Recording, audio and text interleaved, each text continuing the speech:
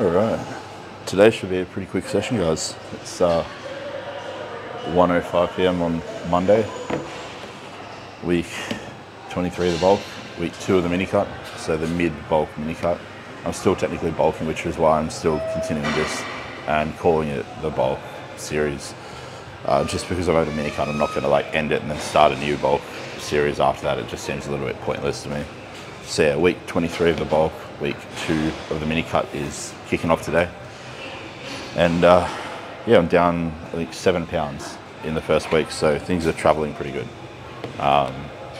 It's been pretty linear too, like it hasn't been just like a massive volatile drop in the first 24, 48 hours of starting the deficit. So let me just fix this up a little bit. There we go. So yeah, it leads me to believe that like it's good quality weight loss. It's not just like a bunch of fluid dumping off, but some quality weight loss in there as well. So that's always reassuring. Like you don't want to be doing a deficit phase and just be losing water weight. It's a bit demotivating when that happens. Well, it never happens with me because I always make sure that I'm training hard, that I'm in an actual deficit. And yeah, I mean, training hard is honestly one of the big factors. A lot of people just train like little bitches and they wonder why they struggle to retain muscle in a deficit and struggle to lose fat in a deficit and then struggle to build muscle and not put on fat in a surplus. Like a lot of it comes down to once you got your nutrition dialed in and you're sleeping enough, if you're training like a bitch, you're going to be putting a lot of fat on in the off season. You're not going to be putting a lot of muscle on, and vice versa. You're not going to lose a lot of fat in a deficit. You're going to lose a larger portion of muscle, in my opinion. So I mean, it's just what I've seen in practice with the hundreds of people I've worked with over the years. And also myself, like periods where I've been more of a bitch in my training, I've noticed a reduced ROI. Like I'll build less muscle when in a surplus if I'm training like a bitch. And so yeah, that's why I don't train like a bitch anymore, pretty much.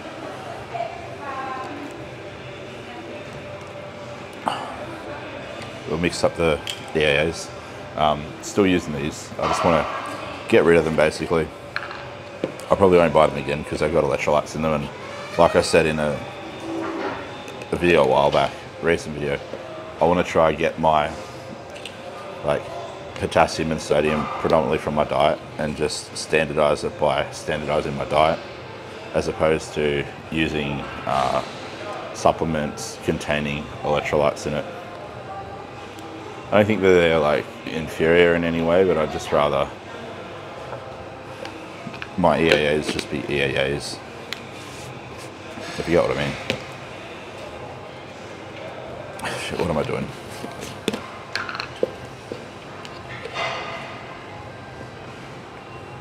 So 1.5 scoops and put the makeshift funnel back in. Clap, clap for the handicap. I'm the handicap, by the way. So yeah, that is ready to go.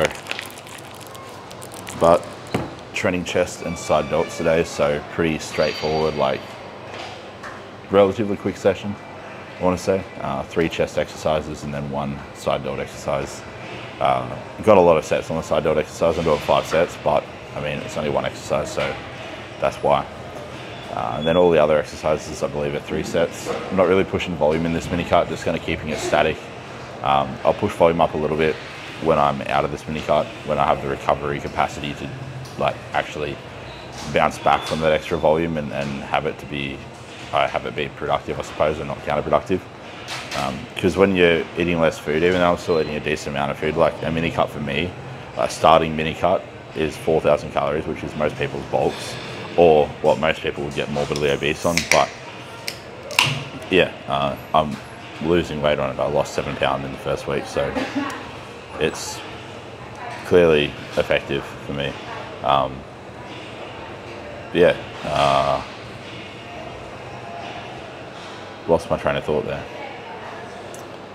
Oh, well, if it's important, it'll come back to me. If not, it's not really that important, to be honest. At least that's my dad always used to say. My dad would say to me, mate, if it comes back to you, like, good, but if it doesn't, it's probably not important. So yeah, if I do forget what I'm saying, if I lose my train of thought, I never really get concerned or caught up about it anymore, because I came to the realization after that that probably isn't really that important. If it was important, you wouldn't forget it in the first place. You know what I mean? So I'll drink this, the G-Beat Green Apple Booster Energy Drink, vitamin A, and vitamin B3, B5, B6, and B12. Bit of natural caffeine too, just from green tea and stuff like that. So yeah, smash that and dive into the session. So I'll see you guys in there. I made a little bit of a mistake before when I said I only got 3 chest exercises. I've actually got 4. I've got the fly, I've got a plate loaded press, a cable press, and a decline press. So I got 4 exercises technically for chest. So a bit more volume, but still nothing like outrageous. Looking at like a total of 12 sets. So that, and then the side delts to polish off, and a little bit of calves as well probably.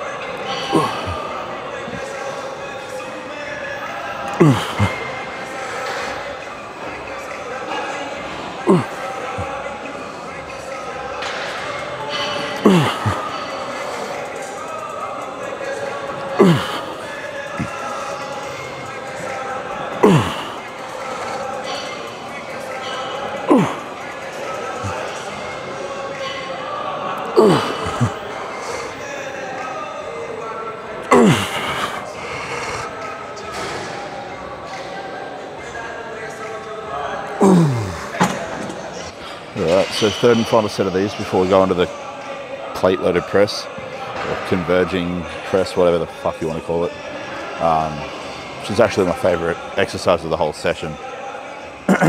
So yeah, matched reps from last week pretty much on this, so I'm happy with that. I'm not really expecting any PBs while in a deficit. If I hit them, great. If not, I'm not really fussed. As long as I don't go backwards.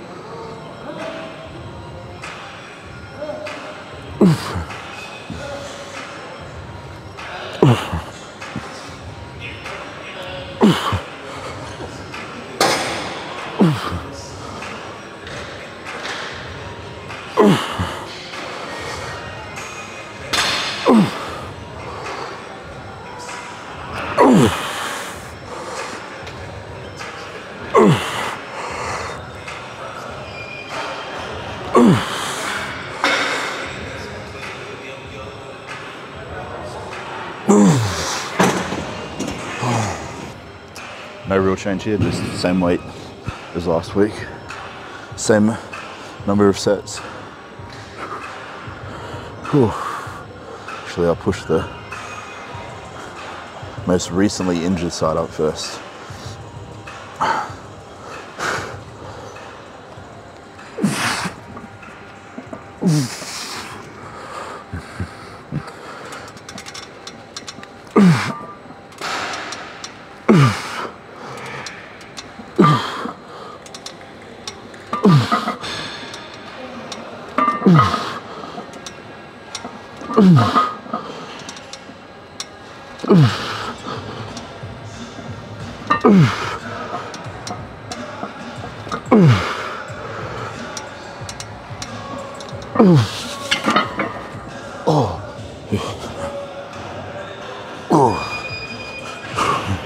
First set always feels the worst, so hopefully this one feels better.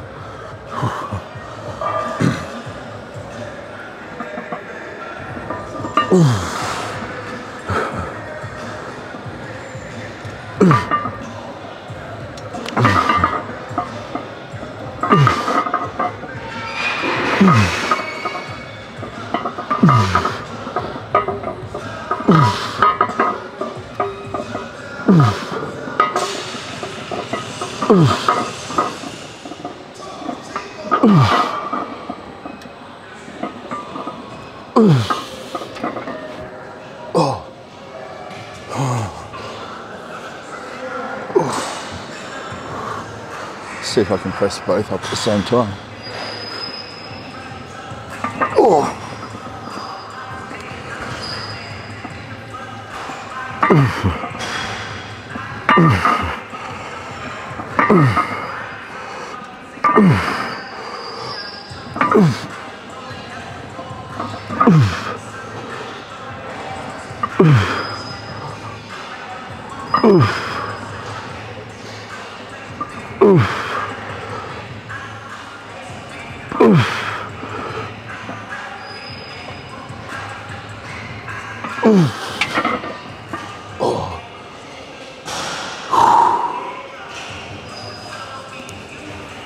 Couldn't resist.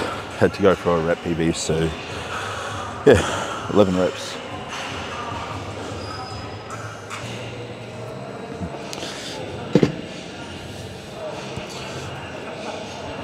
Right, so 3 sets of these. Now last week I did do 3 plates per side. I'm only doing 2 plates per side today. And a lot of people would probably be thinking in their heads, oh, you're gonna lose muscle, why are you reducing the weight? Why aren't you trying to maintain strength on this lift? And to be completely honest and transparent, I don't think my technique was that good last week with the 3 plates a side. Sure, I was moving it, sure the speed was relatively decent and consistent rep to rep, but I wasn't getting a great deal of stimulus, or at least I wasn't getting much more stimulus in the chest than I was with 2 plates per side the week prior. So it makes sense for me to reduce it back down to the load that I was working with, where I was getting a better connection to the chest, because this is bodybuilding. It's not strength building or weight moving. It's bodybuilding for a reason. Sure, progressive overload needs to be present in your training, and you need to be improving in terms of getting stronger on your lifts over time, but that doesn't need to be every single damn week, every single session, or even every second session. As long as linearly over time, gradually things are progressing, that's what matters. And if you improve your technique so much from, say, 1 week to the next, you might have to decrease the weight. Because sometimes when you improve your technique to get better stimulus and have a better overall execution of an exercise, you can't move anywhere near the same amount of weight. And that doesn't mean you're going to get less of a return from doing that exercise with better technique and a lighter weight. In fact, you might get more, or at the very least, just as much as you were with the heavier weight with a more poor execution. So don't get so caught up in the weight that you're moving on the bar or the weight that you're moving on the machine. Think just as much about the quality as you do about the quantity. Yeah, I don't know, it's what I think at least. And I seem to have grown relatively well over the last decade, starting at what, 57 kilo, and now I'm, well, the heaviest I got was 120, so yeah.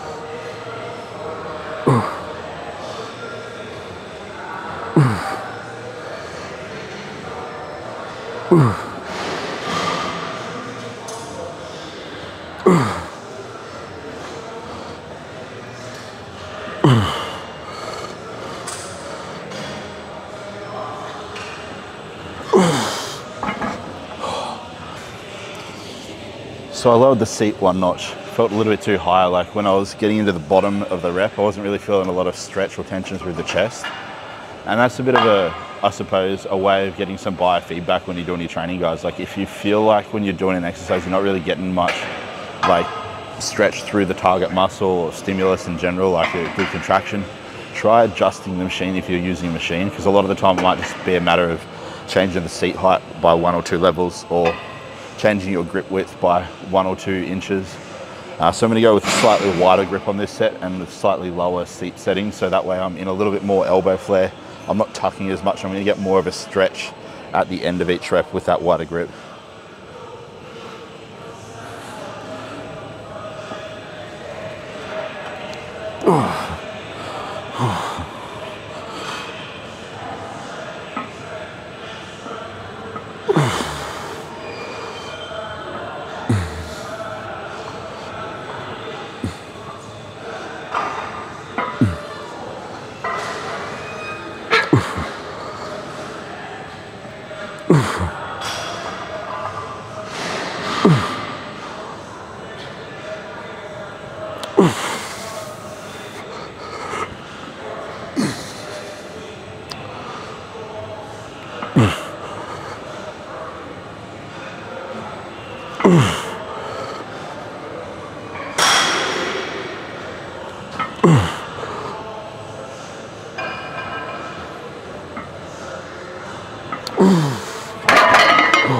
Okay, so that set felt better, but I think it could still feel a little bit better. So I'm just going to drop it down 1 more notch. That's the thing, sometimes you don't get it the first go. You have to keep making little tweaks and alterations to the setup until you find that Goldilocks zone, as I like to say.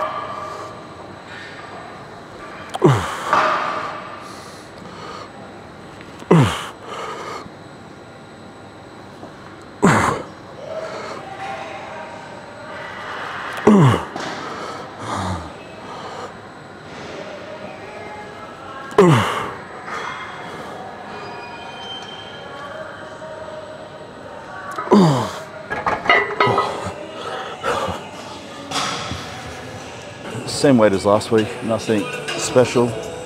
Just aiming for a matching of reps.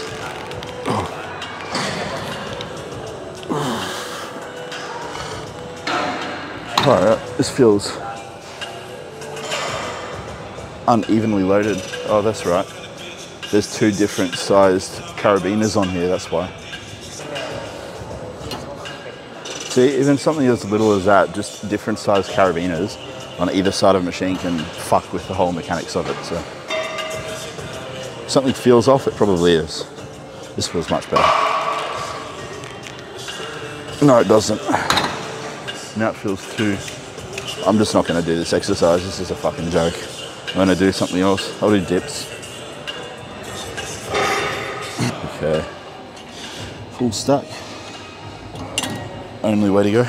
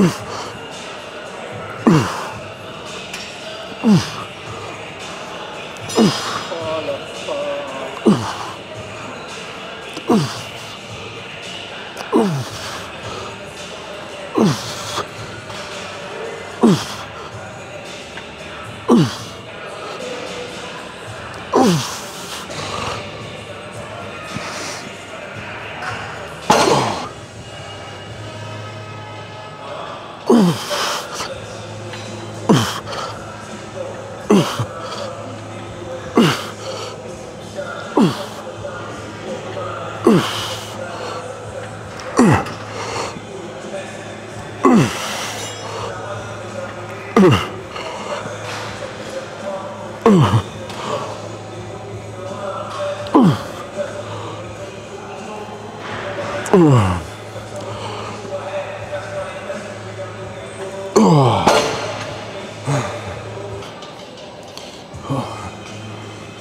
got 5 sets of dumbbell laterals and then onto calves, just a few sets of calf raises to finish off, or calf press I should say, not calf raises.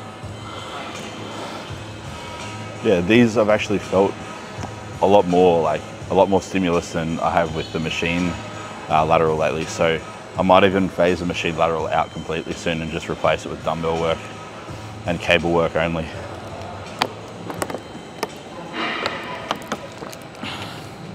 Because the machine's one of those exercises for me, the lateral raise machine, where it kind of comes and goes. It's good for a period and then it gets stale pretty quickly.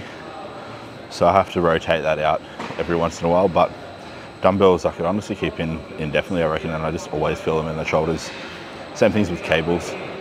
It's just the machine, for some reason, whatever it is, I can like run it for say a good 2, maybe 3 blocks total. Then after 2 or 3 blocks, it just gets really stale, whereas it doesn't happen with cables or dumbbells. Probably because there's more freedom of movement with the cables and dumbbells. It's the only thing that I can think of. It's the only common characteristic or key characteristic that is shared between dumbbells and cables, like the increased freedom of like motion movement when like comparing it to something like a fixed range of motion, a fixed movement pattern like a machine lateral, whether that be a plate or a pin loaded machine lateral. But yeah, first set, let's do it. Same weight as last week, just aiming to match or PB reps.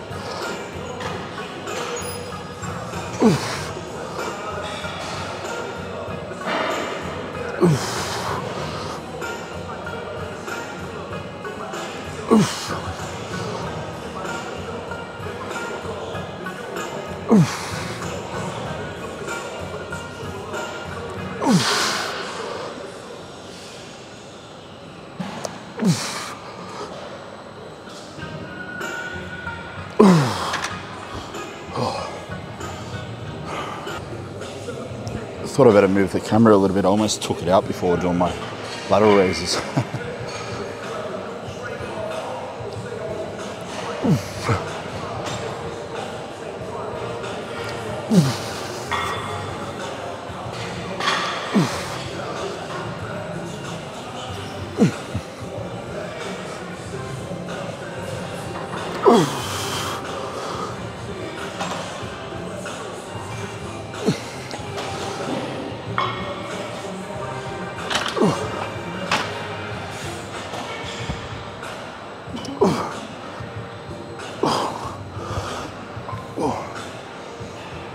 Alrighty, 2 sets to go.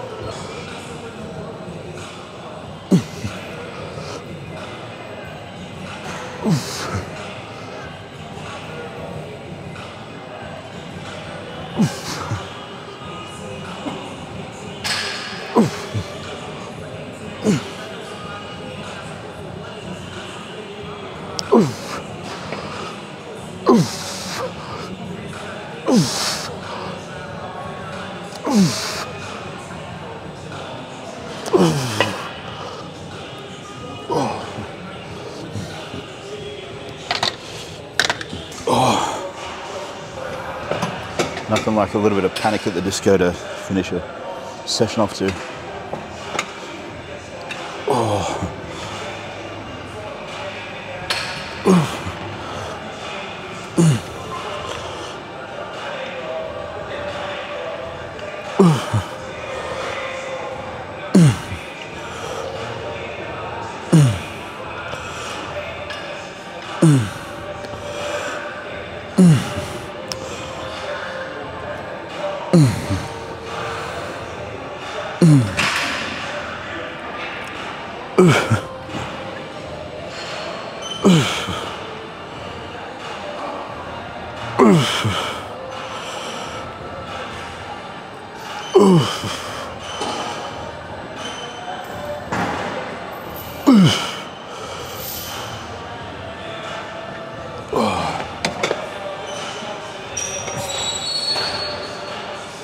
Probably could have punched out more partials then, but that last concentric, I didn't really fully contract the calves, so I'm just like, I'll end that set there. It's still 15, a match what I did last week on the first set. Now I'll just try rep PB for the final 2 sets compared to previous week's performance.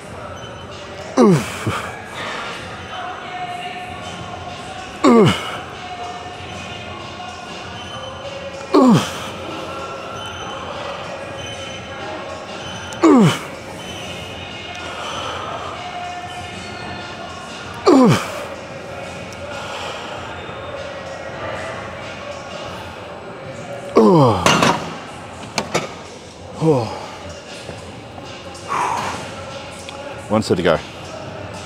Rep PB though, 2 reps above what I got last week on set number 2, so pretty happy with that.